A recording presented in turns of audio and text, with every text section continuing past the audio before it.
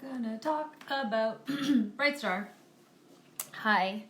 We're just gonna wait for Connor to join, and I'm going to type in that we're talking about Bright Star because people always ask me to do that, and I learned how to do that in the last one. I hope everyone's doing well, and that you had a chance to watch this movie, which I, spoiler, hadn't actually watched before, and neither had Connor, which will be fun to talk about. Oh, there he is. Let's see. We did it. Technology. Waiting. God, it's hard to be dynamic. Hey! How's it Hello. going? How are you? Oh, I'm so happy to see you. I'm so happy to see you too. I feel like I love your Sorry. sweater. I feel like it's like the burst of life that I needed. Oh, I'm really glad. I thought maybe I should be dressing up a little like fancier for this fun Mm-hmm. Friday party. I was But going to you say, know, this is actually just vodka. yeah, me too. And I'm already into you. So there you go. Thank you so much for agreeing to do this. Also, thank you Of so course. much for finally giving me an excuse to watch this movie because Isn't I had it never seen it. unbelievable? I I know know, it what. was... You Sorry. go. I'm so excited. You go. You go. It's your No, fault. it was one of these things where like I had never seen it, and I was feeling like I've been feeling kind of since the beginning of this quarantine in like I've had an appetite for romance. Like I just need, I don't know why. Maybe it's an obvious reason. But I had just never seen it, and you realize there's not actually that many movies out there that are like pure romances, I guess you could say. I mean, it's like, this is like, it's like high romance with a capital R, obviously. And I just had a mood, and it wasn't inspired by anything specific, and I Right. watched it early in the morning by myself with like the sun reflecting badly on my TV, and I was so unbelievably moved and touched and inspired and awestruck, because I've seen a handful of Jane Campion's other movies and like all of them a lot, but Yeah. this one has had a special impact on me, and I'm glad you hadn't Yeah. seen it before. I had never seen it before either. And it's funny because when I was looking up, I knew Bright Star. I could see Abbie Cornish's face really clearly. There's something Mm-hmm. about the poster had always stuck. And I think in looking at or studying the piano, it was referenced because, of course, there's this close up, this questions at Mm-hmm. hands, and I really hope we can talk about the close ups at some point. But then when I started watching it, I was like, there's no way I've seen this. There's no way I've seen Bright Star in its entirety because I, like you, was completely moved. Yeah. Like I had to really pause it at one point to kind of gather myself because I also have been wanting to watch. Well, actually, it's been mixed. I've been almost too afraid to watch things that were super romantic, either small R or big R, because I'm quarantined alone. So I was like, it's gonna be so real. And I know this is why I love these so much because I get to This is my first time ever, by the way, doing an Instagram live. It works pretty well. It's apparently they work. I had never done them before until quarantine started, and I started doing them with my friend, and we just talked about Ben Affleck. That's what this is going to become, right? So how does Ben Affleck actually connect to Jane Campion's biopic about Keats? Well, there's a way. But yeah, I was so incredibly moved by it, and and you said you watched it almost 3 times. You watched it once in the morning, and then when I really, really like something, I'm not unique in this, obviously. I get a little obsessed, and you kind of, especially a movie that's so much about yearning, and longing. It really good things, no matter what they are, kind of inspire that feeling. It's the same feeling when you finish a beautiful book and you immediately wish that you were 100 pages back in time. And movies are quick compared to books, so you actually can rewatch them. So yeah, that night I kind of couldn't sleep. My room was like really hot. I just felt like stuffy and bad. So sometimes when I can't sleep, I just lie on the couch and put on a movie and drift in and out of it. So that was my second time watching it, was this like half sleep realm. And then I watched it again the next night with my best friend who I'm kind of in quarantine with. So I had 3 very different viewing experiences, and I was moved in 3 sort of variations on the same way. Yeah. But yeah, all 3 times within the course of, 36 hours. Right. Oh, this was one where I was thinking I was happy to watch it alone, but I really, really wished I was able to watch it in a theater because of it's basically just set in one Victorian era house. It's not like it has, there's some lush scenes and things like this, of course, obviously, but it's the details that she captures, and that just feels like it explodes. It also just looks so good. And it's, I mean, there's so much to talk about, but you hit on one thing that I love about the movie so much, which is its smallness. I mean, a lot of movies, especially obviously a lot of biopics, struggle with sweep. They struggle with I guess overdoing scope because they want to tell a life story. And it's funny reading some reviews about this movie, which is always dangerous, I know, because it was kind of, I hadn't realized it kind of got a mixed reaction. I mean, mixed to positive when it came out. Yeah. But a lot of them focused on how it was so centered on their romance. You don't really get a lot of additional information about his life. Anything that you do learn, you kind of learn through the prism of the romance. Mm-hmm. And his life was huge and dramatic, and her life was huge and dramatic compared to what you see in the movie in a way. And that decision to kind of strip all the easy biopic away and focus, I found really moving. I think a lot of the reason why the movie works so well is that it decided to keep it in this house, in these fields, and this forest, and maybe there's 1 or 2 scenes on streets of London, and I mean it helps the budget also, but I think it just makes it makes everything feel like more potent, and it helps kind of solve the scare that period movies can sometimes give you. Yes, absolutely. And it's only the last 3 years of his life, which I kind of just knew it was a biopic, but I didn't look any further into it. And when I read that, I was like, oh, that's a really wide move. I mean, to be fair, he died when he was 25. Sorry. So, to be fair, he died when he was 25, which is depressing. Yes, for a lot of reasons. And so 3 years is still a long period. But also, it doesn't, the passing of time isn't really you kind of don't even know until you read up about the movie after how much time was covered. It kind of feels like it could be a week. Yes, yeah. There's like one time where they're like, come to Christmas, but it's not like you have 3 Christmases that demarcate time. And that's actually really, really smart what you said, because 3 years in a lifespan of 25 is so little. And those years are also so charged, I think, too, of that 18, he's 23, 22, I suppose, when it starts. And the intensity of their love and time actually feels like that. Like it could be a whole volume, even if it's only in, a couple months overall. Yeah, and it's also the way, I mean, there's like a letter writing sequence in the middle of the movie that's really beautiful, but it also uses that to pass time in kind of unexpected ways. I mean, almost in elliptical ways, because you don't really have a sense of how long is passing between each of these letters, and then and then she gets a letter from him and she's overjoyed, and then the next scene her sister's like, Fanny wants a knife, she wants to kill herself, and you're like, oh, maybe it's been 6 months. And it's like, no, maybe 2 weeks, we're not entirely sure. Which I also was thinking about in terms of watching it now and watching it in quarantine, because obviously FaceTime can't replace actually being in FaceTime with somebody, and even this little project is trying to replicate that feeling of connection, but we're still so lucky that we even have this. And I was thinking about, oh my gosh, what if we could only be writing letters to each other? And I still am writing letters to some friends, and just even to have kind of a correspondence and physical memory of that. But it felt so much more, I suppose, impactful, thinking about communication unfolding in 1818 versus how it does now.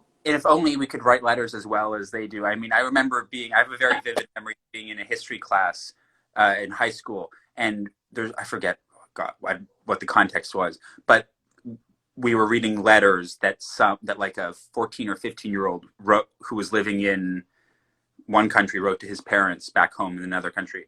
And I guess I would have been around the same age. I would have been 15 or 16 reading this. And just the level of sophistication and eloquence, it's like, meanwhile I'm like heart, like smiley face. Yeah. LMAO, LOL, can't wait to. Yeah, this is, I think another interesting thing, or that struck me in watching it, is the amount of poetry that's included in this play, because so she wrote the screenplay as well for people who are just tuning in. It's pinned in the comment box, but we're talking about Jane Campion's Bright Star. Which you should watch, because it's so nice. Please, everyone watch it, yeah.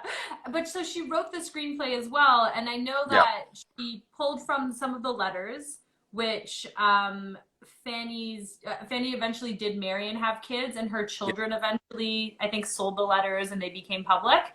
But so she pulled from actually those letters, but also his poetry. And I was so moved by the readings of the poetry in the film, which is really hard to pull off. I mean, you're an actor, so you might know more, but I feel like I know less.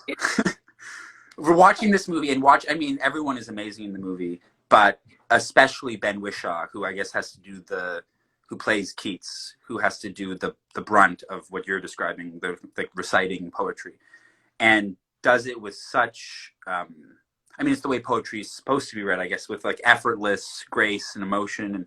And even if you don't, it's like good Shakespeare in a way, where it's like, even if you don't follow the meaning of every line, the emotion penetrates.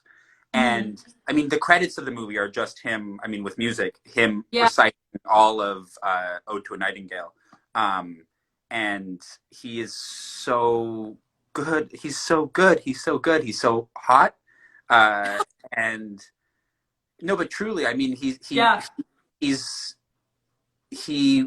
it's hard to have any sort of words, any sort of reading, any sort of, like, movies are not actually really a literary medium. They don't traditionally do well with the written word, which is why so many great plays and books don't make terrible movies, and this movie, like you said, is so full of his poetry. It doesn't skirt around it. In fact, it's almost I don't know how people talk to each other in 1819, but I assume they didn't recite their own poetry as often as he does in the movie. It feels like almost a stretch, but it's woven in so tenderly and appropriately. It's really, and also I read the script for the movie after, because I'm always fascinated how things morph, like how the final movie compares to what was scripted. And there's even more in the script.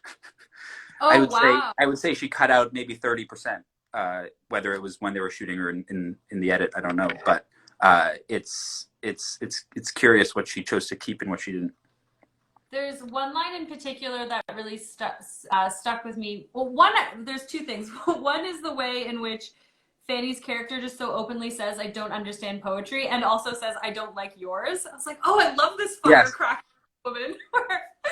She's great. And she's it's so funny too. Like, there's real moments where I was laughing out loud. Like, especially so her sassy. her sparring with Mr. Brown is, we will get into. We'll get into Mr. Brown. Yeah, but Ben Whishaw, or Keats, at one point when she says, "I don't understand poetry," and he says, "Well, you don't dive into a lake only to swim immediately to the shore." Yeah. Oh, that's such a perfect way of explaining. It's really not about the exact meaning; it's the feeling that it conjures. And to me, that also felt like the point of the film as well, where it is, again, just dropping into these few moments in their lives, but evoking this epic love story that also feels really contemporary. I don't know if that... I think anything that's kind of done truthfully feels contemporary. Watching it, I thought a lot about Little Women, which feels like she must have watched this movie a few times.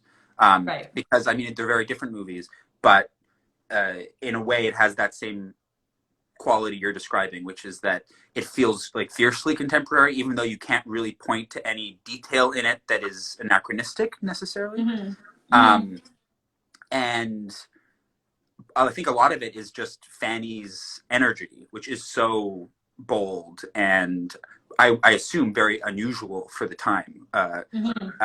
And her wit, which again is something maybe you're not used to seeing in women portrayed in that period.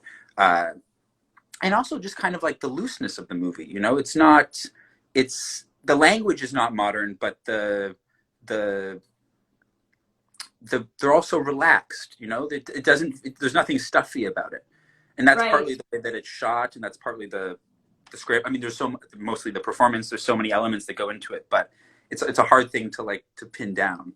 Yeah, and yet also completely skirts the sort of trappings of so many modern films that try to do a Victorian biopic, and you know, like the bodice ripper.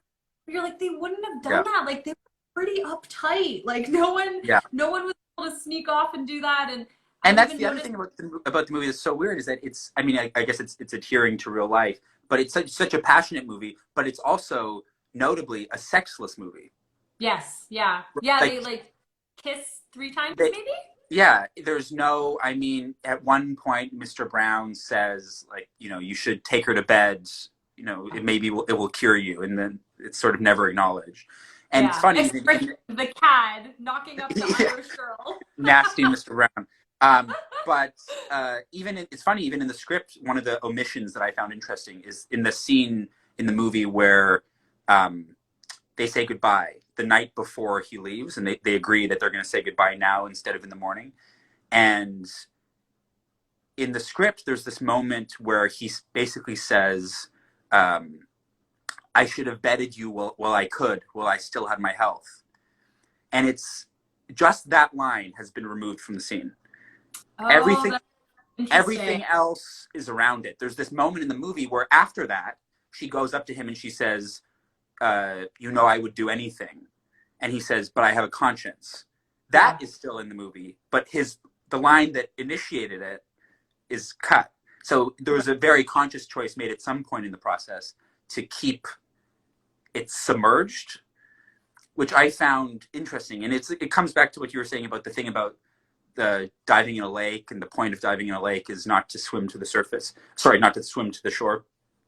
The movie is actually really, one of the things that I really like about it is that it basically says in the movie everything that it's trying to do explicitly. You know, there's one point when he's heartbroken because he thinks that Fanny and Mr. Brown are lovers because she's got a Valentine from him. And he says that, you know, there's a holiness to the heart's affections. And I feel like that's the movie, you know? Yeah.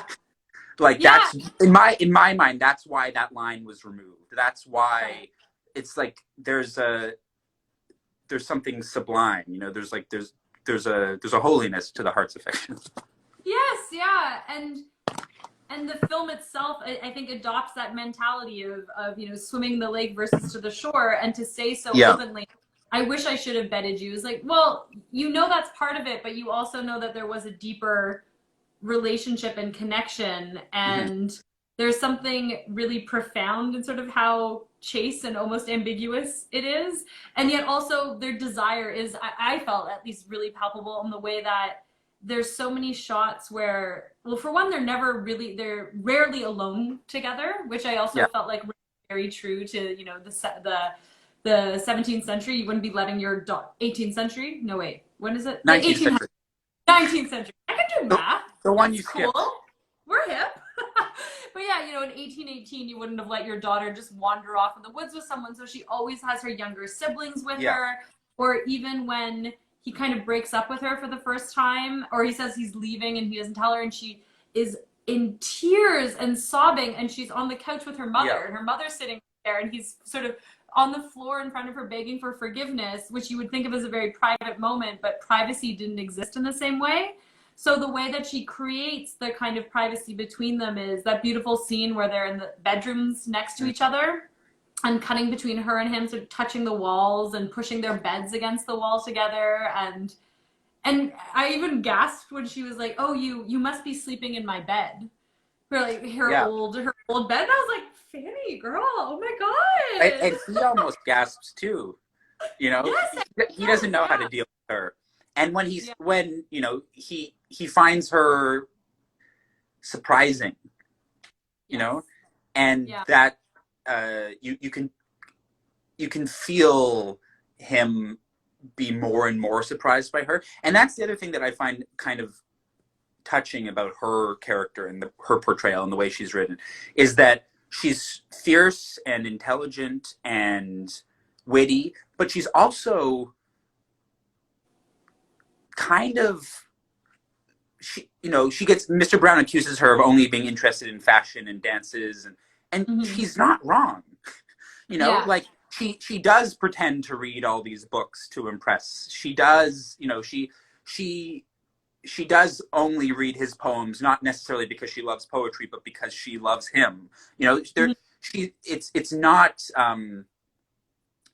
there's something incongruous about her and him in a way. It's funny because Yeah. after, in real life, after his death, his letters to her were published, and the immediate reaction was that she wasn't good enough for him, that she was way Yes. beneath him. This was embarrassing, that this was Yeah. like a kind of a stain on his reputation. And then 100 years later, almost, her letters to him, like the other half of the letters, were published and revealed someone, which we hear in some of in the movie, and reveal someone with like a sharp wit and empathy and surprisingly worldly and literate, and so it changed everyone's perception of her. So in a way, it feels like this movie is almost the culmination of that conversation. Yeah, I was going to bring that up as well because when I was reading, doing some research, I was so struck by that point where they were, because interestingly, when he was alive, he was considered so beneath her because he was a Yeah, poet.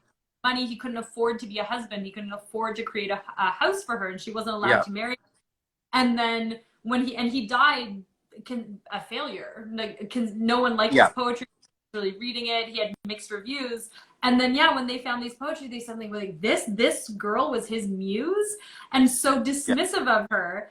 And then I started thinking too that there's so few films that center on or include so actively the voice of someone's muse, especially when that muse yeah, is a young woman as well. And I was really struck by the the yes, they're typically frivolous things of mm-hmm. she's a great flirt and really into fashion, but the way that the film shows her, shows her stitching and sewing, Yeah, it really embraces the craftsmanship of it yeah, and and shows that's talent and in a way, and maybe I'm going too far here, stop me if I'm going too far, but I was like, I felt like it was trying to draw parallels between poetry too, of these two people who had visions in their mind and wanted to somehow bring it out into the world. And for her, that was yeah, these crazy collars and wild ribbons, and for him it was what he wrote on the page. yeah. And I mean, even the first time they meet, she's kind of bantering with him and Mr. Brown and says, at least I can make a living with my. And also, what I like, one of the things I like about the movie is that exactly what you're saying is that it doesn't. It's so firmly rooted in her point of view, to a degree, that it doesn't. She tries to learn about poetry and she becomes fascinated with it because he's entered her life, but it doesn't portray her as like a helpless debutante who is enlightened by her relationship with him as she moves more into his world. If anything, Right. he moves more into her world. If Yes. anything, she shapes him in her image, not the other way around as the movie goes Oh, that's along. really interesting. And I Yeah, find that's that because I think there's I think the easy way to do this movie obviously would be to center it on Keats, but even if you didn't, he would be the muse, and he would open her eyes and show her the beauty of the world. right. And they show each other, Yeah. If anything, she shows him more, and I find that, which is reflected in their letters, really unusual and exciting and touching.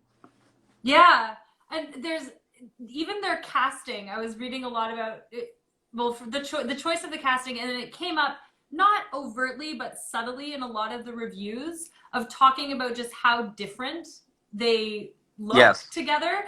That she's like quite like healthy looking and Yes. vigorous and you know, not a tiny little stick, and he's much more frail and sort of sallow and kind of looks like he hasn't left his little man den from writing poetry in ages. And that was almost built into the casting, that they weren't like they weren't supposed to look great together. I suppose. I mean, they're both so beautiful, but you know, they don't look they're not cut from the same cloth, I suppose. And Janet Patterson, the costume designer and production designer, in one of the interviews that I could find with her, because I think she was quite reclusive, talked about how because of that, it was actually really a challenge that she really enjoyed, was creating their costumes that actually made them, as the film progressed, pair up and match each other. Which I thought was so beautiful, and also reminded me of like a Douglas Sirk movie from the 1950s or something. It's also like so wild, as an aside, that the same person was both the costume designer and the production designer on this movie. I mean, that would be crazy on any movie, let alone a period. I mean, it's like, it's wild, truly wild. She said in the interview, I think it was with a fashion magazine, and they said, "How did you do that?" And she said, "Well," she, you know, shouted out her team very, you know, like very, very graciously. But I also can't imagine separating those two roles and thinking of how cohesive the world is. Yeah, it's just. It's also, I've never seen. It's. I mean, I can imagine the conversations that went into designing Fanny's costumes in particular, because I can't think of another movie where not only is it distinctly period, it's like, you know, 1819 to 1821, but also this character is explicitly described as someone whose fashion is sort of unusual. Yes. You know, I guess if she were here today, she'd be almost like bohemian, or there's something about her she doesn't dress exactly the way that women around her dress. She's notably strange. And it's weird enough to design strange people's costumes today. So and each one of her costumes, one after another, are so beautiful. But not, I mean, it's easy. I mean, not easy, but if you look at Little Women, or you look at Marie Antoinette, or you look at period movies that are done really well, the costumes tend to be lush and stunning. And in this movie, they are a little bit less lush and stunning. They're more lived in, I guess. They look like homemade. Yeah. Like they are. Did you watch Next in Fashion? Please, of course. Okay, when I watched it and I was thinking, I was like, oh, Fanny would win Next in Fashion. Yeah, like that's who she would be. But that's kind of what her fashion is. And to your point, that's so much harder to capture than looking at what a history book said. Okay, in 1818, you know, corsets were like this, waistline, well, I guess they didn't have corsets, it was empire waist, you know, so things were here, collars were like this.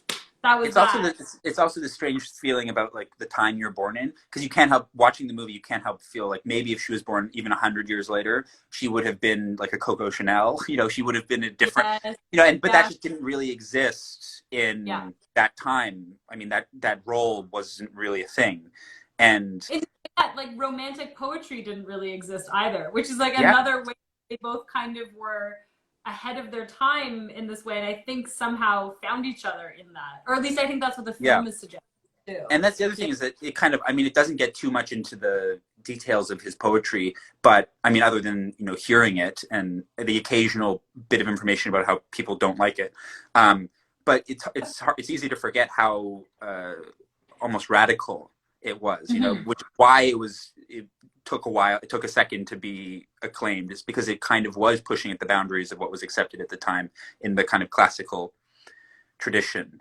And you kind of get that sense watching the movie that these are two odd people, you know?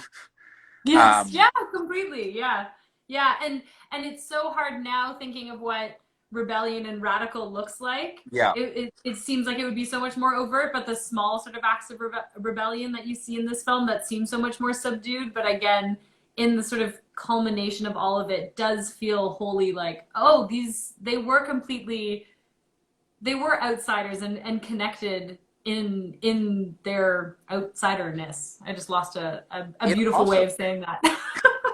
It's also like all that. It's like the thing that struck me about it first and foremost is just how romantic it is. It's like as much as you parse through it for the detail, it really is like a swooning movie. Yeah. And it's not afraid of touch and language and beauty and, you know, so many things that people are shy away from now.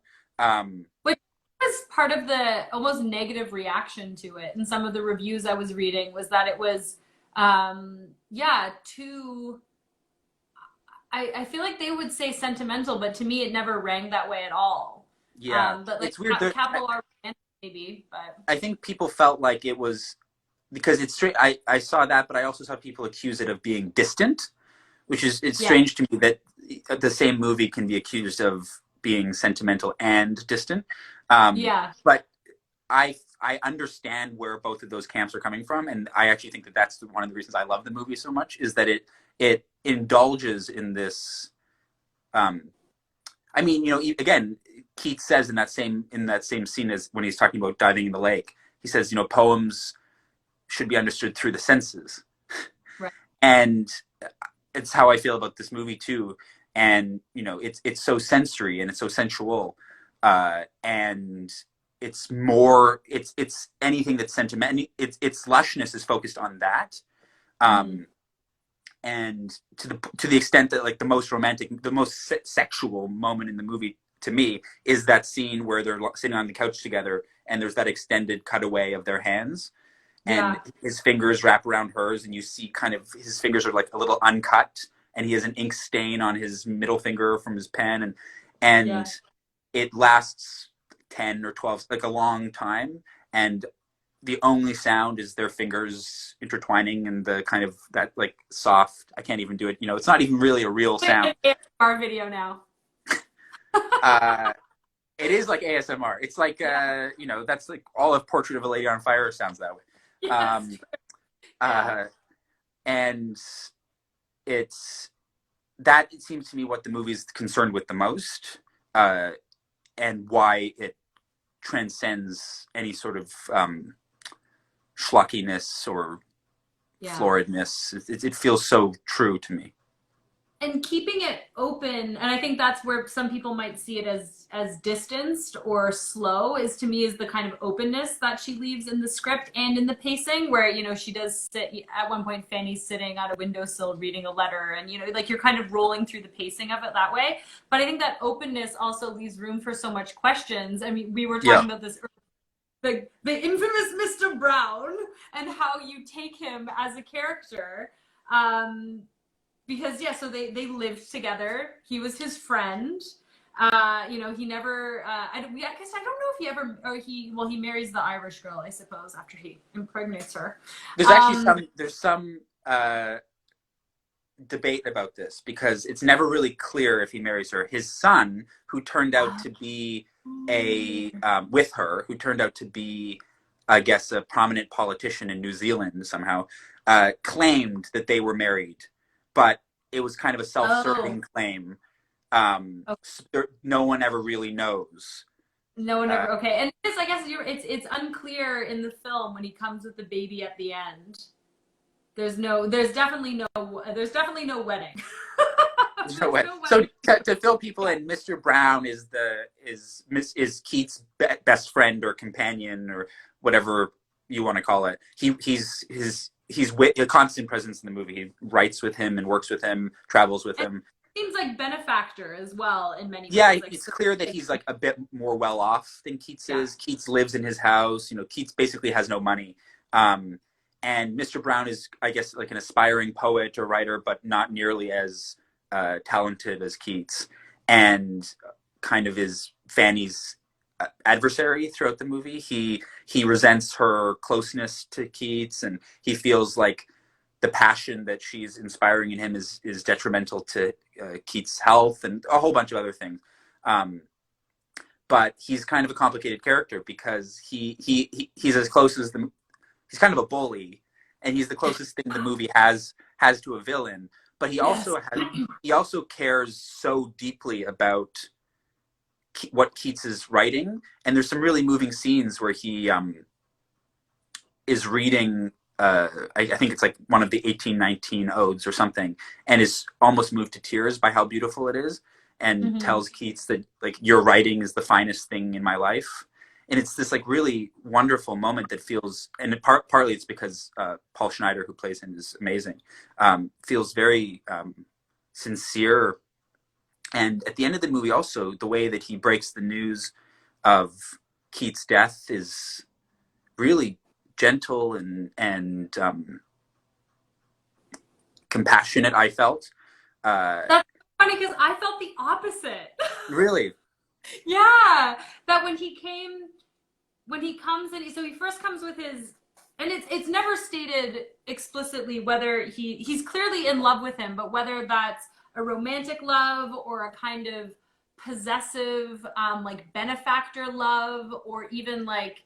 I mean, I have to feel that he's trying to write something together as well. Yeah, I know the camp that you. Because I think it's funny how before a certain point people had like companions. You know, like it was like he was his close companion, and I was like, okay.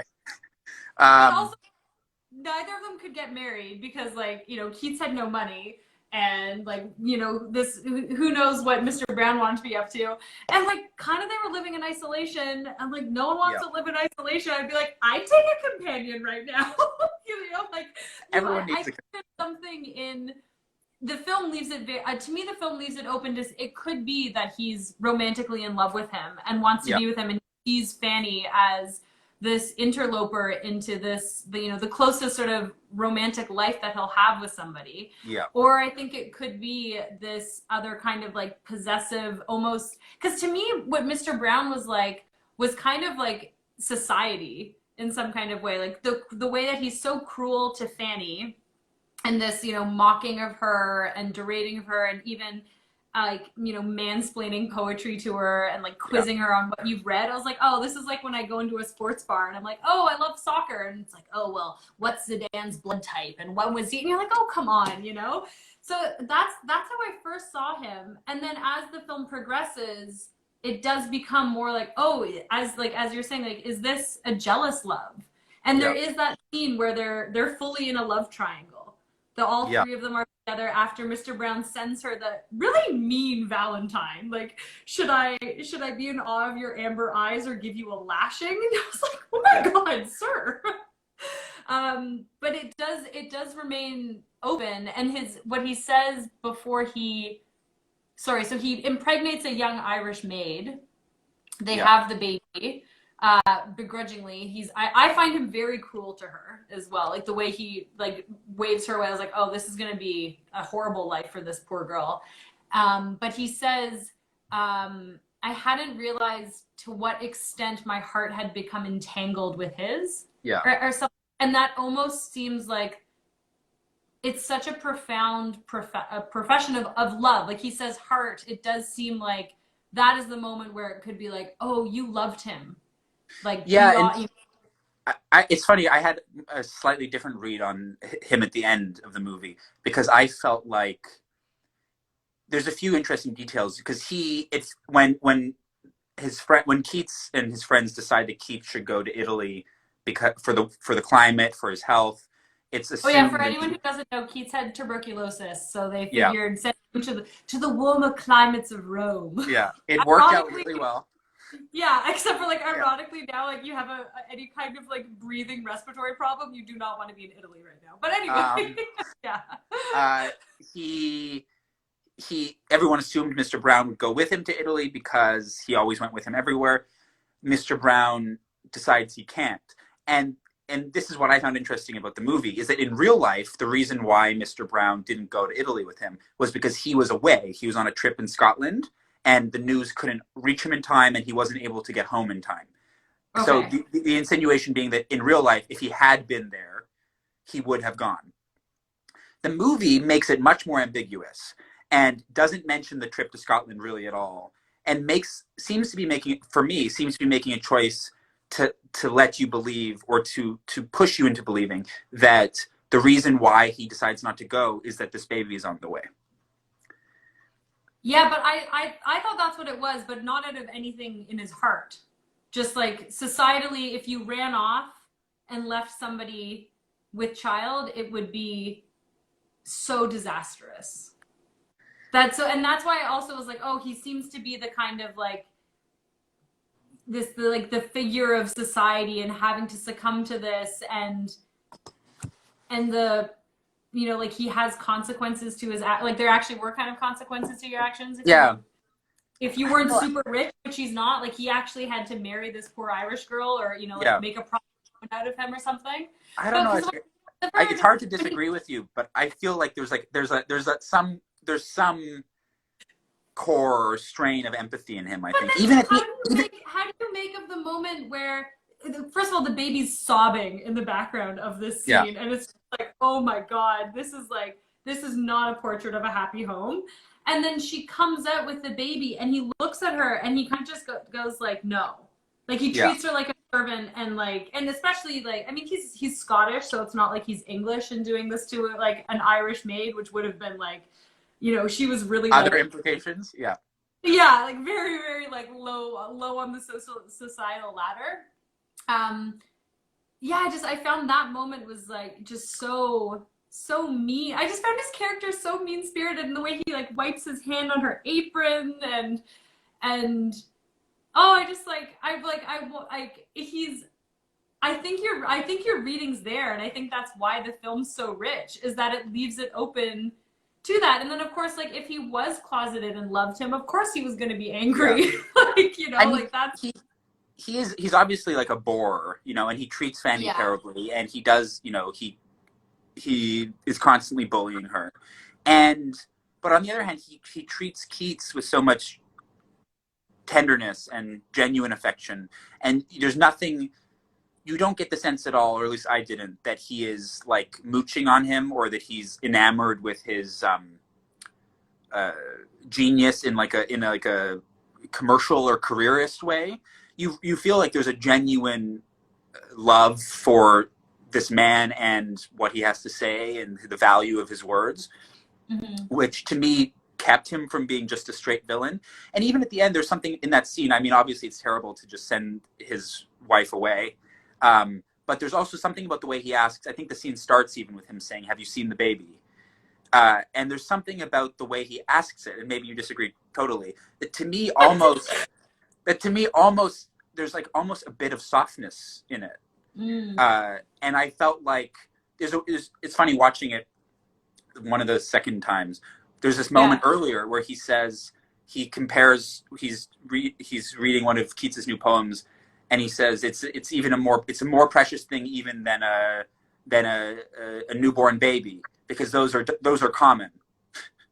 You know, he basically says, like, I would rather this poem, it's so rare in its beauty, than just some baby. But in the end, he chooses his baby over going with Keats. I feel like he didn't have a choice. That's why. I feel like it was like he had to stay, and everyone. I don't know what the social norm was in 1818. I feel like if he wanted to just abandon this woman, he could have. A lot of Jane Austenness. It's like you were really like, you were in shit if you, even as a man, like you could still get away with it, and you were in far less shit, obviously. But it was really like, that was not in good, you know, that would really put you in poor standing. But I think the moment where what did you make of so after this scene, after he brings the baby, and after he finds out that Keats dies, and he comes and he delivers the news? Because before that I just wanted to say, I forgot, there's a scene I was in the script talking about things that were cut that are interesting. Yeah. Between the scene where he says, I failed him, which I found really moving. And then there's the next time we see him in the movie is when he comes to deliver the news that Keats has died. But in the script, there's a scene in between where Fanny is upset and confused as to why she is not getting any letters from Keats. You know, her mom is getting letters, Brown is getting letters, but she's not getting it herself, which you kind of guess in the movie, but it's not really explicitly stated. And then, so there's a scene in the script where she goes to Brown and says, "You offered me comfort if I needed it. Will you let me read any of Keats' letters?" And Brown gives her a letter that was written from Keats to Brown, but it's all about Fanny. Oh, wow. It's only about Fanny and how much he loves her and how he couldn't bear to write to her because if he saw her handwriting, he would expire. And it's basically just like, but she says to her later, I think sorry, I cut you off. Yeah. So anyway, but it's this moment where, and then the scene ends with Mr. Brown saying, "You should keep the letters. They were to me, but they're about you." And he gives her all the letters that Keats wrote to him. And see, I feel like you had like the backstory to him that would make him seem powerful. It was because I was just like, this guy's so mean. I just want to beat him up. But it was cut from the movie for a reason, so I'm curious. Right. And so when he comes and delivers the news of his death, there's two things. The way it's shot is quite distant. He's very distant. This is the way he's so far removed, and he's just relating this. He's just relating facts in a way that kind of feels like how you experience grief, where it's like the first stage, you're like, this can't be true. Like you're trying to keep it away. And then when Fanny absorbs it and breaks down and she's, like, I can't breathe. And I'm just like, I think I'm going to cry just thinking about it. And she's calling for her mother and just pointing at her heart and just saying how much it hurts. And he looks at her through the doorway. And again, it's all filmed for once in a very removed fashion. My first thought was like, it almost felt like this possessive thing where he knew first, he could relay the news and she would never have him, which then goes back on like, I just didn't know what to make of it, how it was filmed and whether it's so funny. I did not get that at all. Like, this is why movies are the best. I got the exact opposite.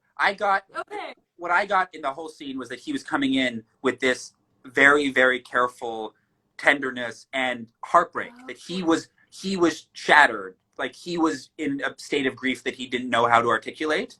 And there's this, because the scene itself is really surprising, right? Because he comes in and he just says it and no one really reacts, right? They all just kind of stare at him. And he says, I have a letter here. Do you want me to read it? And she just nods. And it's not the way you expect that sort of scene to go. Right. And I feel like there's this like held breath in a way where I felt it as a kindness that he's giving her control of the situation. He's saying, I'm going to let you choose when and how to react to this. I'm not going to come in with, taking my top hat off, weeping, saying, "Oh my God, he's gone. I'm going to let you run this, and in the same way when what you're described, when she goes off and cries and he looks through the door, I felt this like he feels very alone, like he feels like he can't go to her, and he feels like the two of them were the only ones maybe who loved Keats. Yeah. So I guess I felt the inverse. I like this reading better. I think at this point I was just so mad at him and he was so mean to the Irish girl that I got really protective. He's not nice to the Irish girl. But I think that reading is much more nuanced, because even when you're saying it gives her the space to kind of control that, he says at what point, should I go on? And she says no. And he respects that. And which for him is very rare, because he would never, he was constantly taking the piss out of her. He's very gentle in that scene. He constantly is asking her permission to go on. Yeah. He isn't, as far as I can tell, he's not lording the fact that he knows over her.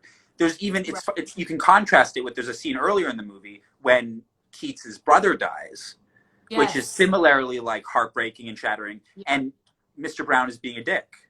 Yes, you're right. Mr. Brown's like, "John, come on, we've got to go. You've made plans at Christmas. Don't forget." He's being supremely insensitive. And to me, this felt like the total opposite. Giving him the beautiful pillowcase. Yeah, you're right. I like your reading better. But I do. It's his casting too. It's the one thing in the film that felt too on the nose to me was, I mean, his really bad Scottish accent was like pretty hilarious. I thought I was good.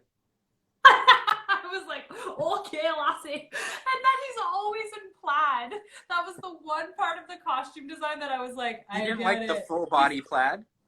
No, I liked it as a look, but I was like, it felt like the one thing that I was like, oh, this is just like again, if this was, you know, next in fashion, you know, she'd still win, but it would be the one challenge where they were like, you're in the bottom two because we've come to expect far more from you. That's my really good Alexa Chung. The plaid pantaloons were a bold look. I want someone to just send me a clip of Ben Whishaw saying "my pantaloons" over and over and over again. I did like his rendition of being in Scotland when they were, you know, like making fun of how they do the tea. And, yeah.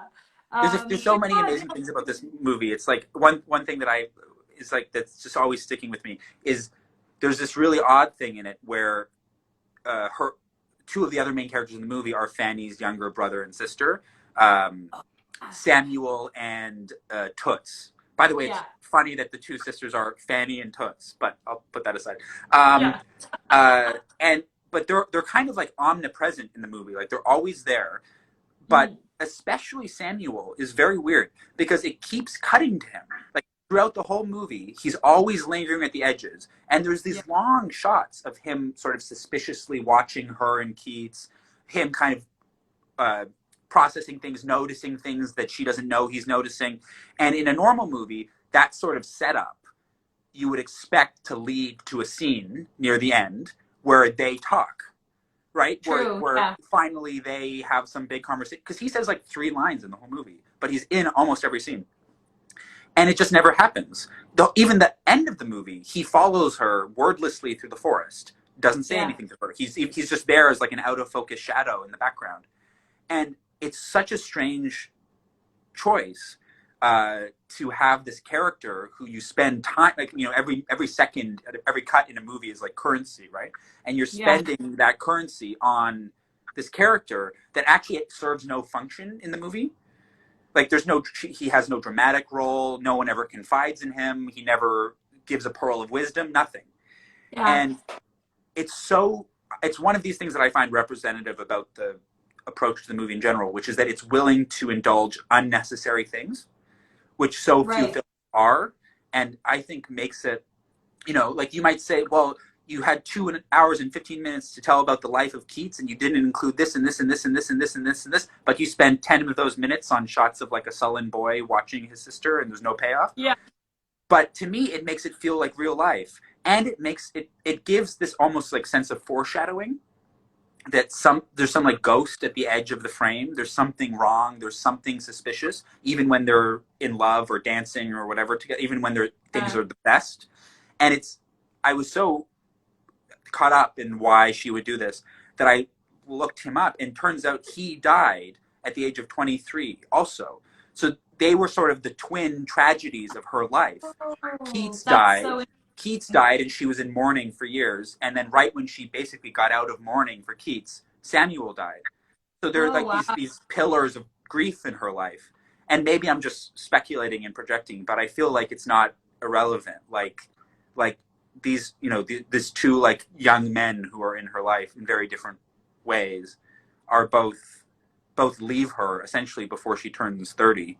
That makes a lot of sense, because to me it was another one of those layers that made it feel really true to the time. And again, going back to like, you just wouldn't let your young unwed 18-year-old wander off. Like you'd always be sticking her younger brother on her or something like that. So and how, to your point, how bizarrely radical that is in film to not have solitude. Because when you think about it, when we're not quarantined, finding time alone is actually really hard, and was especially hard then as well when you're living all together. But I think that reading makes total sense and adds again, like going back to jumping into the lake versus swimming to the shore, it adds a whole other poetic layer to him, because he definitely is he's in it quite, well, maybe I was going to say he's in it more than the little sister.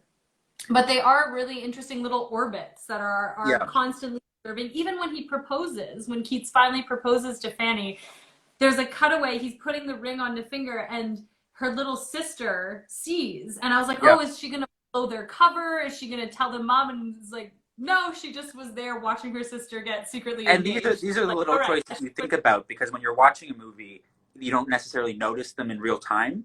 But when you're making a movie, it's a huge decision, right? Like because every cut and shot has to be justified to a degree. So you go through this long, like almost faux mathematical process of like, if okay, we're going to hold on that longer so that the audience feels this and this.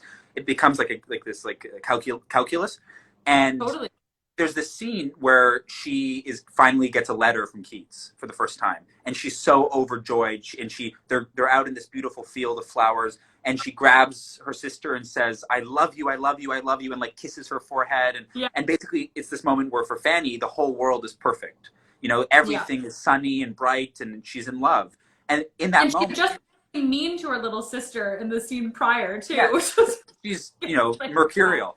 And then the next cut is to Samuel, her younger brother, looking back at them from across the clearing, sort of suspiciously. Like he's wary of her sudden positivity. You know, he's wary of this change in her. And that's a weird choice, because the much easier, sensical choice is that this is the sequence in the movie where Fanny is happy and excited and in love. And we're in Fanny's perspective, so we're gonna go with that. To say we're with Fanny, but we're gonna take a moment to cast some doubt on this moment. It's a strange and interesting, like poetic choice, I think.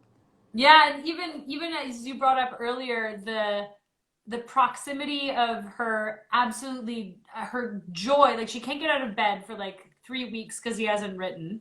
Yeah. And then when she finally does, she's euphoric. And then, as you said, you're not sure if it's 2 weeks or 2 months, and she's her little sister, Fanny needs a knife because she needs to cut her wrists.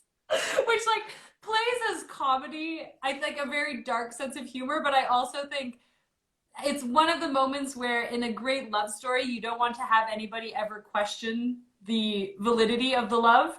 But in those sequences, you are like, oh, she is 18.